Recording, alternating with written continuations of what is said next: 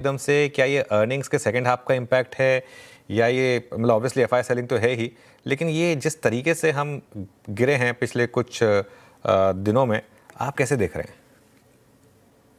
नमस्कार अनुज। मैं कहूँगा ये ग्लोबल और लोकल दोनों कंडीशंस का इम्पैक्ट आ रहा है। आप अगर यूएस में देखें तो पिछले 7-8 दिन से कंटिन्यूअसली जो टेक स्टॉक्स है वो नीचे आ रहे हैं। ग्लोबल मार्केट्स में एक ओवरहैंग है। एंड जैसे आपने कहा कि एफआई की सेलिंग तो अभी भी जारी है। प्लस मुझे लगता है कि मार्केट ने जो हमें मई के बाद जो अनसर्टेनिटी देखी थी, जो ट्रेड वॉर, टैरिफ वगैरह की जो अनसर्टेनिटी थी, उसको काफी अच्छी तरह से नेगोशिएट किया, काफी रेजिलिएंट रहा, हमारा बाजार जो है काफी स्ट्रांग रहा, ये सब नेगेटिव न्यूज के बावजूद। और आपने देखा कि जो बॉटम से मार्केट चला था, तो अच्छी तरह से हमने ये सब अनसर्टेनिटीज को विथस्टैंड किया है।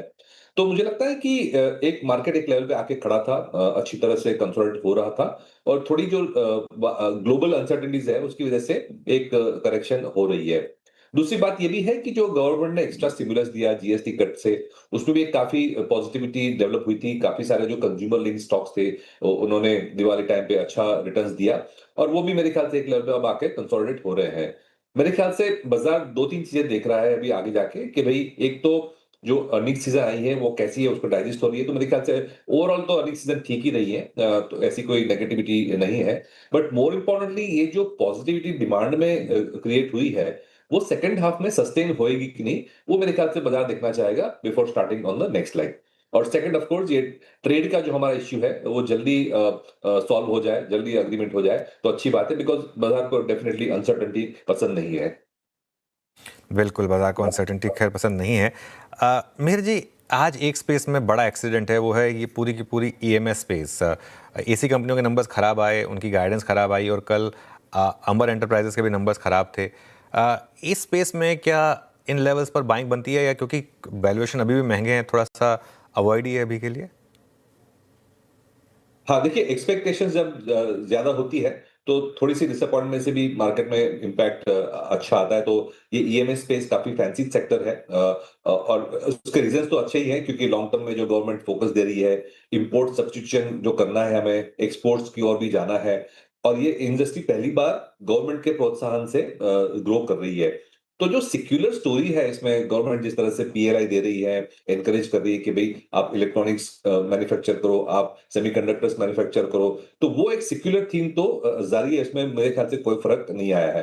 क्वार्टर ऑन क्वार्टर मेरे ख्याल से ऐसी डिसअपॉइंटमेंट आती है तो ऑफ कोर्स स्टॉक्स रिएक्ट करते हैं, बट लॉन्ग टर्म स्टोरी मेरे ख्याल से अभी भी इंपैक्ट है।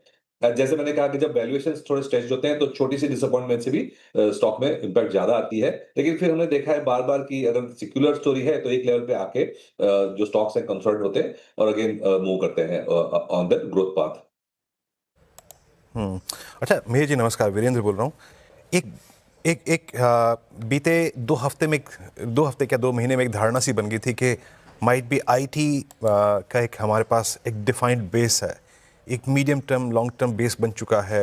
यूएस में जब रेट कट्स हो रहे हैं उसके बाद possibly I think we will witness a phase of buying in IT, but वो नहीं हुआ। निफ्टी आईटी फर्दर सिंक कर रहा है, जिस शटडाउन फेज से यूएस गवर्नमेंट गुजर रही है। आपका टेक क्या है? आईटी अभी भी आप अवॉइड ट्रैजेक्टरी में प्लेस करेंगे क्या अभी? बिल्कुल, स्ट्रक्चरली हम आईटी पे अंडरवेट ही रहते हैं, नेगेटिव व्यू है हमारा, क्योंकि हमारा जो खास करके ट्रस्ट म्यूचुअल फंड का जो स्टाइल है और जो प्रेफरेंस है, वो earnings growth, long term earnings growth के बेसिस पे हम प्रेफर करते हैं। जो लार्ज कैप आईटी कंपनीज हैं, उन्होंने अभी जिस तरह से बिजनेस मॉडल बनाया है, उस तरह के बिजनेस मॉडल से मुझे नहीं लगता है कि 5 to 10% से ज्यादा ग्रोथ कर पाएंगे। और इंडिया जैसी इकोनॉमी जहां पे हमें मच हायर ग्रोथ रेट्स देखने की आदत है, तो फिर ये सेक्टर थोड़ा हमें रिलेटिवली फीका लगता है। तो लार्ज कैप आईटी कंपनीज में हम टिपिकली अंडरवेट रहते हैं। हाँ, इनका ये एक एडवांटेज है कि ये बहुत ही कैश फ्लो जनरेटिंग कंपनीज हैं, बहुत ही high ROC, return on capital, return on equity वाली कंपनीज हैं। तो जब बाजार गिरता है या वोलेटाइल रहता है, तो टिपिकली हमने देखा है कि उनकी डाउनसाइड कम रहती है, क्योंकि एक कैश फ्लो का बेस बन जाता है, और valuations compare to some of the high growth segments इतने हाई नहीं है। तो एक जो लार्ज कैप वाला जो स्पेस है वो एक डिफेंसिव स्पेस मुझे लगता है, उस तरह से हमें ट्रीट करना चाहिए। आईटी में जो हम प्रेफर करते हैं वो मिड कैप कंपनीज ज्यादा प्रेफर करते हैं, क्योंकि उसमें अभी भी ऐसी कंपनीज हैं, मैनेजमेंट्स हैं, जहां पे ग्रोथ की जो एस्पिरेशन है वो अभी हायर है। तो 15 से 20% जो अगर एस्पायर करता है जो आईटी कंपनी, उस तरह की आईटी कंपनीज हम पोर्टफोलियो में प्रेफर करते हैं। दूसरा एक सेगमेंट है जो आईटी का, और टिपिकली जो डेटा सेंटर या एआई लिंक्ड है, वो मेरे ख्याल से more link to the US cycle है। वहां पे भी हमारे एक दो एक्सपोजर्स हैं। आज की गिरावट में विशेषज्ञ भी यही कहते हुए नज़र आ रहे हैं कि ये एक बड़ा रिवर्सल साबित हो सकता है इंडियन मार्केट के लिए। ग्लोबली टेंशन की वजह से इंडियन मार्केट की गिरावट, वहीं इंडियन मार्केट में जो चुनावी सीज़न चल रहा है अभी, वो भी काफ़ी कहीं ना कहीं एक हद तक इंडियन मार्केट के लिए काफ़ी अहम साबित हो सकता है। देखिए, पिछले चुनाव में जो हरियाणा के चुनाव थे, वहाँ से इंडियन मार्केट में ज़बरदस्त तेज़ी देखने को मिली थी, लेकिन उसके बाद आप देखोगे तो इंडियन मार्केट फिर से फ्लैट होता हुआ दिखाई दिया था। कोई इवेंट भी नहीं था, कोई बड़ी चीज़ें भी नहीं थी, ग्लोबली संकेतों के आधार पर ही इंडियन मार्केट में बड़ी उठापटक देखने को मिल रही थी। लेकिन अब बिहार के चुनाव है और चुनाव में काफ़ी अच्छी वोटिंग भी देखने को मिली है, 60% से ज़्यादा का वोट प्रतिशत देखने को मिला है। तो यहाँ से एक बड़ा ट्रिगर पॉइंट मार्केट के लिए भी साबित हो सकता है, क्योंकि एक तरह से आपको समझना होगा कि बीजेपी की सत्ता अभी देखने को मिल रही है, लेकिन यदि बाजार में एग्जिट पोल या कुछ भी उलट पुलट देखने को मिल सकता है, तो वो बाजार के लिए काफ़ी नेगेटिव देखने को मिल सकता है। पिछले चुनाव में भी आपने देखा होगा कि थोड़ी बहुत नेगेटिव न्यूज़ की वजह से इंडियन मार्केट में गजब का फॉल देखने को मिला था। करीब 8 से 9% तक की गिरावट निफ्टी दिखाता हुआ नजर आया था, और वहीं से बड़ी रिकवरी भी देखने को मिली थी। तो बाजार में कुछ हद तक आप देखोगे तो इस प्रकार की रैलियाँ, इस प्रकार की नेगेटिविटी यदि आगे भी देखने को मिलती है, यदि चुनावी सेशन में ऐसा कुछ बड़ा होता हुआ नजर आता है, तो वो इंडियन मार्केट के लिए बड़ा नेगेटिव साबित हो सकता है, जो इंडियन मार्केट को बहुत नीचे के लेवलों तक भी धकेल सकता है। क्योंकि एक चीज़ तो साफ है कि यदि भारतीय जनता पार्टी का बहुमत बिहार में नहीं आता है, तो उसका बहुत बड़ा खामियाजा भारतीय बाजार को भी उठाना पड़ सकता है। क्योंकि इंडियन मार्केट के लिए बहुत ज़रूरी है कि भारतीय जनता पार्टी की विजय हो, और यदि ऐसा होता है तो वो इंडियन मार्केट के लिए अहम खबर होगा, और बाजार ऑल टाइम हाई और उससे भी ऊपर के लेवलों तक जाता हुआ नजर आएगा। तो ये ज़रूरी है कि इंडियन मार्केट में ये पॉजिटिव खबर आ जाए, तो ये इंडियन मार्केट के लिए बड़ा ट्रिगर पॉइंट साबित हो सकता है। आज के मार्केट की गिरावट और उसके बाद की रिकवरी काफ़ी अच्छी देखने को मिली। इंडियन मार्केट के लिए अब अहम होगा कि एफआईआई की खरीदारी इंडियन मार्केट की तरफ से आती हुई दिखाई दे। देखिए, एक चीज़ तो साफ है कि इंडियन मार्केट की जो तेज़ी है वो अभी भी ज़्यादा बड़ी तो है, लेकिन अभी भी बाजार ऑल टाइम हाई से ज़्यादा दूर नहीं है। करीब 600, 700, 800 पॉइंट की ऑल टाइम हाई से दूरी इंडियन मार्केट दिखाता हुआ नज़र आ रहा है।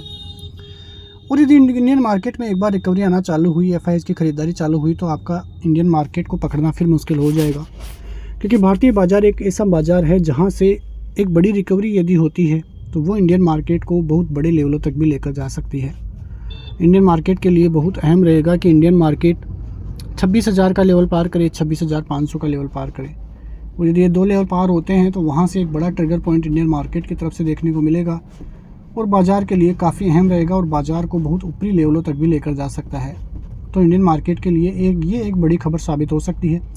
उसके अलावा देखोगे तो आज इंडियन मार्केट में ऑपरेटर्स का खेल आज भी चलता हुआ दिखाई दिया। बाजार गैप डाउन हुआ, गैप डाउन के बाद एक अच्छा खासा लेवल्स था, उसको भी ब्रेक किया, 300 के लेवलों को ब्रेक करता हुआ नजर आया, और वहीं से ऑपरेटर बाजार में एक्टिव हुआ और लॉन्ग कैंडल्स बनाता हुआ नजर आया, और वहीं से रिटेलर फंसता हुआ नजर आया।